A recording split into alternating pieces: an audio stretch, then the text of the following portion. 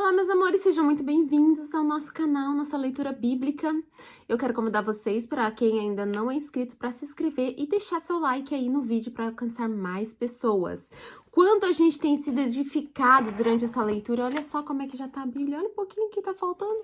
Mas esse pouquinho que tá faltando tem muito conteúdo aqui, muita coisa que Deus tem para falar com a gente. Nós estamos no livro do Atos de Apóstolos, que é um livro bem profundo. Eu aconselho cada um de vocês ler e deixar o Espírito Santo de Deus falar com cada um de vocês. Nós paramos aqui no capítulo 5, Ananias e Safira. Vamos lá? Um homem chamado Ananias, com Safira, sua mulher, também vendeu uma propriedade. Ele reteve parte do dinheiro para si, e, sabendo disso, também sua mulher, e o restante levou e colocou aos pés dos apóstolos. Então perguntou Pedro: Ananias, como você permitiu que Satanás enchesse seu coração, a ponto de você mentir ao Espírito Santo e guardar para você uma parte do dinheiro que recebeu pela propriedade? Ela não pertencia a você? E depois de vendida, o dinheiro não estava em seu poder? O que o levou a pensar em fazer tal coisa? Você não mentiu aos homens, mas sim a Deus. Ouviu isso, Ananias caiu morto. Grande temor apoderou-se de todos os que ouviram o que tinha acontecido. Então os moços vieram, envolveram seu corpo, levaram-no para fora e o sepultaram. Cerca de 3 horas mais tarde entrou sua mulher. Sem saber o que havia acontecido, Pedro lhe perguntou: diga-me, foi este o preço que vocês conseguiram pela propriedade? Respondeu ela: sim, foi esse mesmo. Pedro lhe disse: por que vocês entraram em acordo para tentar o Espírito do Senhor? Veja, estão à porta aos pés dos que sepultaram seu marido, e eles o levaram também. Eles a levarão também. Naquele mesmo instante, ela caiu morta aos pés dele. Então os moços entraram e, encontrando-a morta, levaram-na e sepultaram ao lado de seu marido. E grande temor apoderou-se de toda a igreja e de todos os que ouviram falar desses acontecimentos. Meu Deus, se todo mundo que não paga o dízimo atualmente caísse morto, ia faltar gente aqui na Terra, né? Gente, é muito complexo o que aconteceu nesse episódio, né? Mas o que nós temos que guardar para nós é que Deus nos dá 100% pra gente administrar. 90 nós administramos e 10 nós devolvemos para ele, mas ele nos deu 100%. E tudo que a minha mãe sempre diz, tudo que você dá para Deus, Deus não fica com absolutamente nada que é seu. Quando você investe na obra do Senhor com o seu dízimo, automaticamente isso volta para você e automaticamente isso te traz assim traz algo poderoso para sua vida. Te ensina muitas coisas. Claro, isso daqui foi algo, eu acho que muito mais a mentira até do que não dar o dízimo aqui, né? Não dar o dinheiro conforme foi prometido. Eu acho que aqui ressalta muito mais a mentira de querer enganar a Deus, querer enganar o Espírito Santo. E isso é simplesmente impossível. É como você querer enganar a si próprio. Você não consegue. Entende? Então eu acho que aqui o que envolve muito mais a mentira, a gravidade de se mentir, do que o dinheiro, porque Deus realmente não precisa do seu dinheiro. Deus não precisa de nada seu. Entende? Você precisa de Deus. Você tem a oportunidade de fazer coisas para Deus e ter uma vida abundante e ter uma vida plena aqui na Terra. Porque nós não somos desse mundo, nós estamos nesse mundo por um tempo muito passageiro e você pode escolher ter uma vida abundante, plena ou ter uma vida medíocre.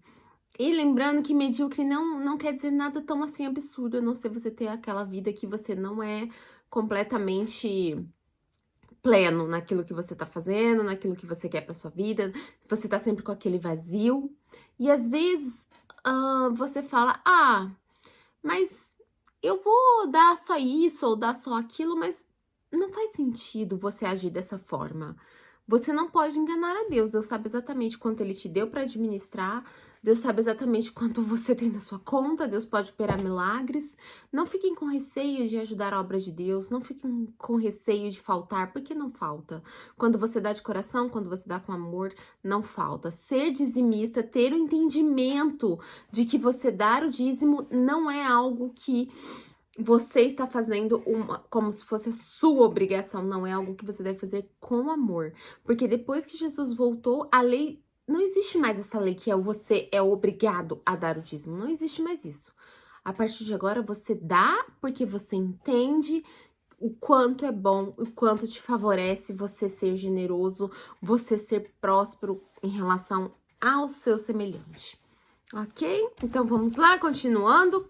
Os apóstolos curam muitos doentes. Os apóstolos realizavam muitos sinais e maravilhas no meio do povo. Todos que creram costumavam reunir-se no pórtico de Salomão. Dos demais, ninguém ousava juntar-se a eles, embora o povo os tivesse em alto conceito. Em número de cada vez maior, homens e mulheres criam no Senhor e eles eram acrescentados, de modo que o povo também levava os doentes às ruas e os colocava em camas e macas para que pelo menos a sombra de Pedro se projetasse sobre algum deles enquanto ele passava.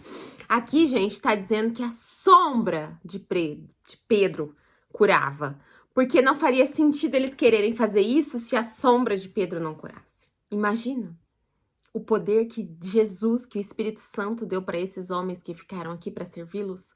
A sombra curava.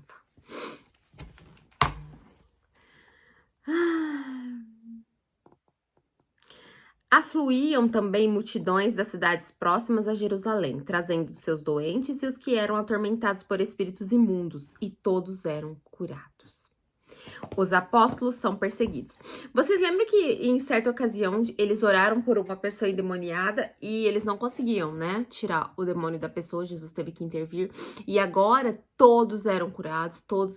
Por quê? Porque depois que eles foram batizados pelo Espírito Santo de Deus, eles foram revestidos de poder, poder para fazer todas essas coisas aqui na terra. Os apóstolos são perseguidos. Então, o sumo sacerdote e todos os seus companheiros, membros do partido dos saduceus, ficaram cheios de inveja. Por isso, mandaram prender os apóstolos, colocando-os numa prisão pública. Mas, durante a noite, um anjo do Senhor abriu as portas do cárcere e levou-os para fora e disse: dirijam-se ao templo e relatem ao povo toda a mensagem desta vida. Quando Deus está no negócio, não existe prisão. Não existe barreira, não existe nada capaz de impedir o que você tem para fazer para Deus. Prenderam? Prenderam. Adiantou? Não. Ao amanhecer, eles entraram no pátio do templo como haviam sido instruídos e começaram a ensinar o povo. Quando chegaram, o sumo sacerdote e seus companheiros convocaram o sinédrio, toda a assembleia dos líderes religiosos de Israel e mandaram buscar os apóstolos na prisão. Todavia, ao chegarem à prisão, os guardas não encontraram ali. Então voltaram e relataram: encontramos a prisão trancada com toda a segurança, com os guardas adiante das portas, mas quando os abrimos não havia ninguém. Diante desse relato, o capitão da guarda do templo e os chefes dos sacerdotes ficaram perplexos, imaginando o que teria acontecido. Neste momento chegou alguém e disse: os homens que os senhores puseram na prisão estão no pátio do templo ensinando o povo. Estão indo para lá com os guardas. Então, indo para lá com os guardas, o capitão trouxe os apóstolos, mas sem o uso da força, pois temiam que o povo os apedrejassem. Quer dizer, eles sabiam o risco que eles estavam correndo ficando contra os apóstolos, né? Tendo levado os apóstolos, apresentaram-nos ao sinédrio para serem interrogados pelo sumo sacerdote, que lhes disse: demos ordens expressas a vocês para que não ensinassem neste nome. Todavia, vocês enchem Jerusalém com sua doutrina e querem nos tornar culpados do sangue deste homem. Pedro e os outros apóstolos responderam: é preciso obedecer antes a Deus do que aos homens. O Deus dos nossos antepassados ressuscitou Jesus, a quem os senhores mataram, suspendendo-o no madeiro. Deus o exaltou, elevando-o à sua direita como príncipe e salvador para dar a Israel arrependimento e perdão dos pecados. Nós somos testemunhas dessas coisas, bem como o Espírito Santo que Deus concedeu aos que lhes obedecem. Ouvindo isso, eles ficaram furiosos e queriam matá-los. Mas um fariseu chamado Gamaliel, mestre da lei, respeitado por todo o povo, levantou-se no sinédrio e pediu que os homens fossem retirados por um momento. Então lhes disse: israelitas, considerem cuidadosamente o que pretendem fazer a esses homens. Há algum tempo apareceu Teudas, reivindicando ser alguém reivindicando ser alguém, e a cerca de 400 homens se juntaram a ele. Ele foi morto, todos os seus seguidores se dispersaram e acabaram em nada. Depois dele, nos dias do recenseamento, apareceu Judas, o Galileu, que liderou um grupo em rebelião. Ele também foi morto e todos os seus seguidores foram dispersos. Portanto, neste caso, eu os aconselho, deixem esses homens em paz e soltem-nos. Se o propósito ou atividade deles for de origem humana, fracassará. Se proceder de Deus, vocês não serão capazes de impedi-los, pois se acharão lutando contra Deus. Olha só, esse homem tinha uma sabedoria profunda, porque ele sabia que nada do que eles fizessem seria capaz de parar esses homens. Eles foram convencidos pelo discurso de Gamaliel, chamaram os apóstolos e mandaram açoitá-los. Depois, ordenaram-lhes que não falassem no nome de Jesus e os deixassem sair em liberdade. Os apóstolos saíram dos sinédrios, alegres por terem sido considerados dignos de serem humilhados por causa do nome. Olha que coisa séria que tá escrito aqui, que coisa profunda. Eles não saíram revoltados por serem humilhados, eles saíram felizes, porque eles sabiam que só porque era grande a causa deles, era importante que estava acontecendo tudo aquilo. Porque se fosse insignificante, nada daquilo aconteceria.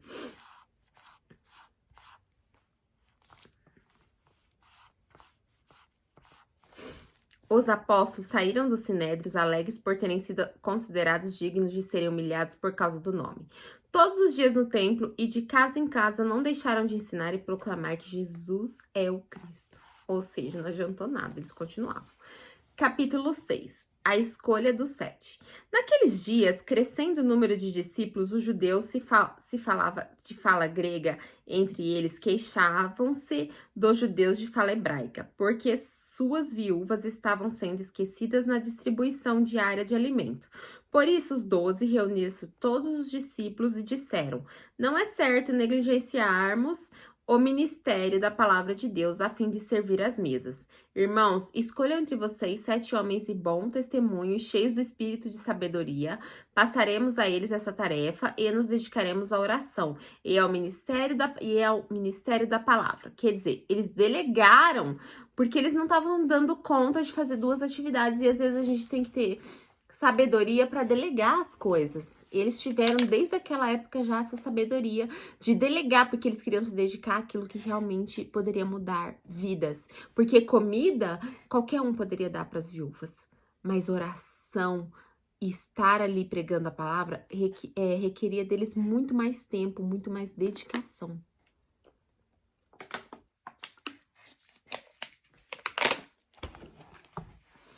Tal proposta agradou a todos, então escolheram Estevão, homem cheio de fé e do Espírito Santo, além de Filipe, Prócoro, Nicanor, Timon, Párnemas e Nicolau, um convertido ao judaísmo, proveniente de Antioquia. Apresentaram estes homens aos apóstolos, aos quais oraram e lhes impuseram as mãos.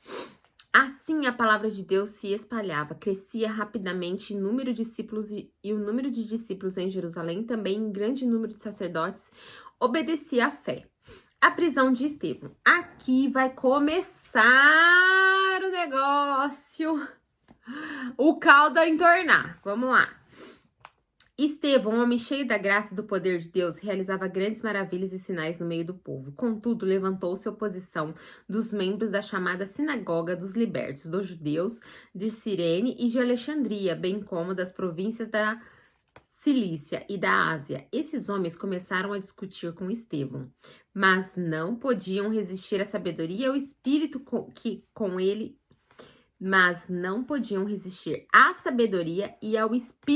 que ele falava. Então subornaram alguns homens para dizerem: ouvimos Estevão falar palavras blasfemas sobre Moisés e contra Deus. Com isso, agitaram o povo, os líderes religiosos, os mestres da lei, e prendendo Estevão, levaram-no ao sinédrio. Ali apresentaram falsas testemunhas que diziam: este homem não para de falar contra este lugar santo e contra a lei, pois ouvimos dizer que esse Jesus, o Nazareno, destruirá este lugar e mudará os costumes que Moisés nos deixou. Olhando para ele, Todos os que estavam sentados no sinédrio viram que seu rosto parecia o rosto de um anjo. Capítulo 7, o discurso de Estevão no sinédrio. Então o sumo sacerdote perguntou a Estevão: são verdadeiras as acusações? A isso ele respondeu: irmãos e pais, ouçam-me. O Deus glorioso apareceu a Abraão, nosso pai, estando ele ainda na Mesopotâmia, antes de morar em Harã, e ele disse: saia de sua terra, do meio dos seus parentes, e vá para a terra que eu lhe mostrarei. Então ele saiu da terra dos caldeus e se estabeleceu em Harã. Depois da morte de seu pai, Deus o trouxe a esta terra, onde vocês agora vivem. Deus não lhe deu nenhuma herança aqui, nem mesmo o espaço de um pé, mas lhe prometeu que ele e depois dele seus descendentes possuiriam a terra, embora naquele tempo Abraão não tivesse filhos. Deus lhe falou dessa forma: seus descendentes serão peregrinos numa terra estrangeira, escravizados e maltratados por 400 anos. Mas eu castigarei a nação a quem serviram como escravos, e depois sairão dali e me adorarão neste lugar. E deu a Abraão a aliança da circuncisão. Por isso, Abraão gerou Isaque e o circuncidou 8 dias depois do seu nascimento. Mais tarde, Isaque gerou Jacó e estes os 12 patriarcas. Os patriarcas, tendo inveja de José, venderam-no como escravo para o Egito, mas Deus estava com ele e o libertou de todas as suas tribulações, dando a José favor e sabedoria diante do faraó, rei do Egito. Este tornou governador do Egito e de todo o seu palácio.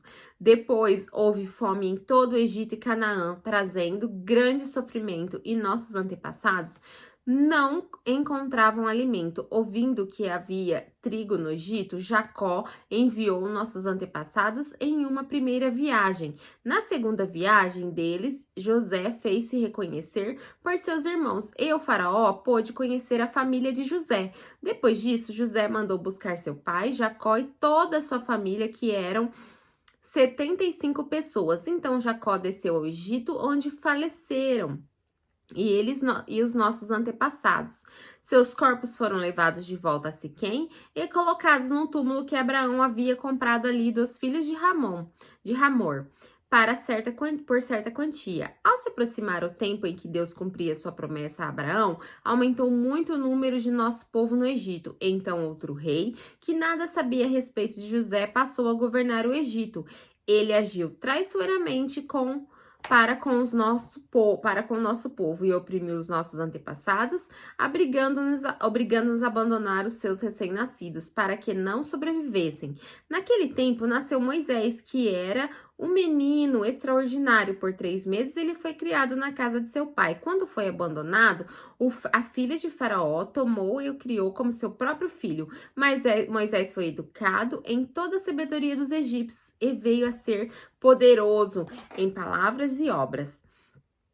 Ao completar 40 anos, Moisés decidiu visitar seus irmãos israelitas. Ao ver um deles sendo maltratado por um egípcio, saiu em sua defesa, oprimido, e o vingou, matando o egípcio. Ele pensava que seus irmãos compreenderiam que Deus o estava usando para salvá-los, mas eles não compreenderam. No dia seguinte, Moisés dirigiu-se a 2 israelitas que estavam brigando e tentou reconciliá-los, dizendo: homens, vocês são irmãos, porque ferem um ao outro? Mas o homem que o maltratava o empurrou Moisés e disse: quem o nomeou líder e juiz sobre nós? Quer matar-me como matou o egípcio ontem? Ouvindo isso, Moisés fugiu para Midian, onde ficou morando como estrangeiro e teve 2 filhos. Passados 40 anos, apareceu a Moisés um anjo nas labaredas de uma sarça em chamas no deserto, perto de Monte Sinai. Vendo aquilo, ficou atônito e aproximou-se para observar. Ouviu a voz do Senhor. Eu sou o Deus dos seus antepassados, o Deus de Abraão, o Deus de Isaac, o Deus de Jacó. Moisés, tremendo de medo, não ousava falar. Então o Senhor lhe disse: tire as sandálias dos seus pés, porque o lugar em que você está é terra santa. De fato, tendo visto a opressão sobre meu povo no Egito, ouvi seus gemidos e desci para livrá-los. Venha agora e eu enviarei de volta ao Egito. Este é o mesmo Moisés que tinham rejeitado com essas palavras. Quem o nomeou líder e juiz? Ele foi enviado pelo próprio Deus para ser líder e libertador deles, por meio do anjo que lhe tinha aparecido na sarça. Ele o tirou de lá, fazendo maravilhas e sinais no Egito, no Mar Vermelho e no deserto durante 40 anos. Este é aquele Moisés que disse aos israelitas: Deus levantará entre seus irmãos um profeta como eu. Ele estava na congregação no deserto com o anjo que ele falava no Monte Sinai e com os nossos antepassados, e recebeu palavras vivas para transmiti-las a nós.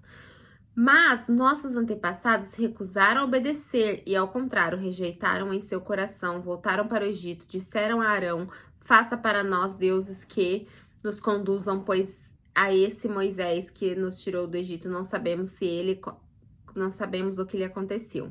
Naquela ocasião, fizeram um ídolo em forma de bezerro, trouxeram-lhe sacrifícios e fizeram uma celebração em honra ao que suas mãos tinham feito. Mas Deus afastou-se deles e entregou a adoração dos astros, conforme o que foi escrito no livro dos profetas. Foi a mim que vocês apresentaram sacrifícios e ofertas durante os 40 anos do deserto, ó nação de Israel. Em vez disso, levantaram o santuário de Moloque e a estrela do seu Deus Refã, ídolos que vocês fizeram para adorar. Portanto, eu os enviarei para o exílio, para além da Babilônia. No deserto, os nossos antepassados tinham um tabernáculo de aliança que fora feito segundo a ordem de Deus a Moisés, de acordo com o modelo que ele tinha visto. Tendo recebido o tabernáculo, nossos antepassados o levaram sob a liderança de Josué. Quando tomaram as terras das nações que Deus expulsou de diante deles, esse tabernáculo permaneceu nesta terra até a época de Davi, que encontrou graça diante de Deus e pediu que ele lhe permitisse providenciar uma habitação para o Deus de Jacó. Mas foi Salomão quem lhe construiu a casa. Todavia, o Altíssimo não habita em casas feitas por homens, como diz o profeta. O céu é meu trono, a terra o estrado dos meus pés. Que espécie de casa vocês me edificarão, diz o Senhor, ou onde seria meu lugar de descanso? Não foram as minhas mãos que fizeram todas essas coisas?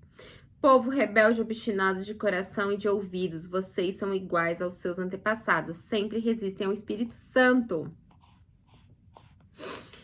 Qual dos profetas os seus antepassados não perseguiram? Eles mataram aqueles que prediziam a vinda do justo. E de quem agora vocês se tornaram traidores e assassinos?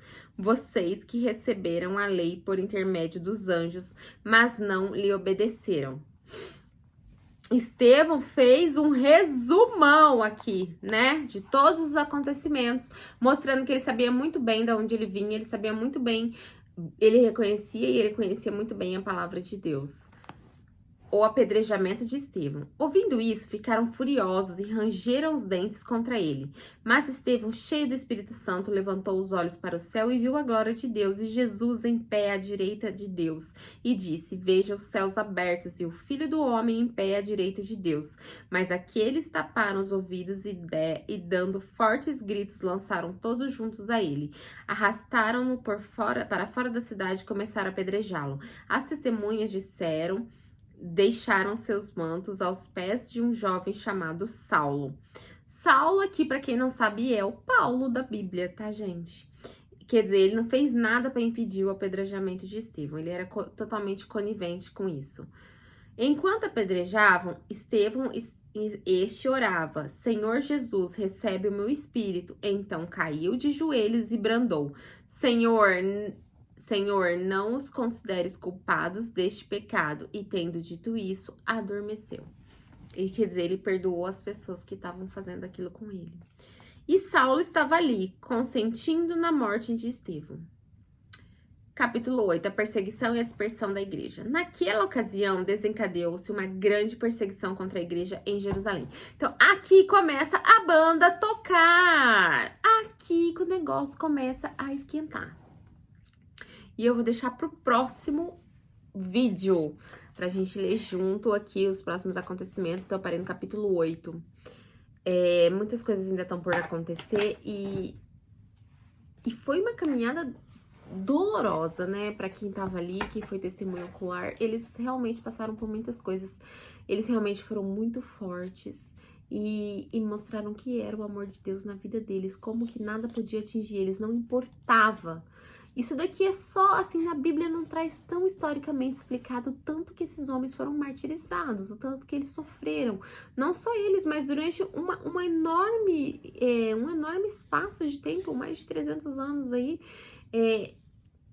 imperadores em cima de imperadores perseguiram de forma cruel e cada hora era uma coisa diferente. E se você pegar a história pra ler, você fala, aquilo era ser crente de verdade. Ai, gente, desculpa. Aquilo era ter coragem de verdade. E o que eu peço e busco é que nós consigamos ter 1/10 só de tanta coragem e ser tão destemido como eles foram. Meus amores, fiquem com Deus e até o próximo vídeo.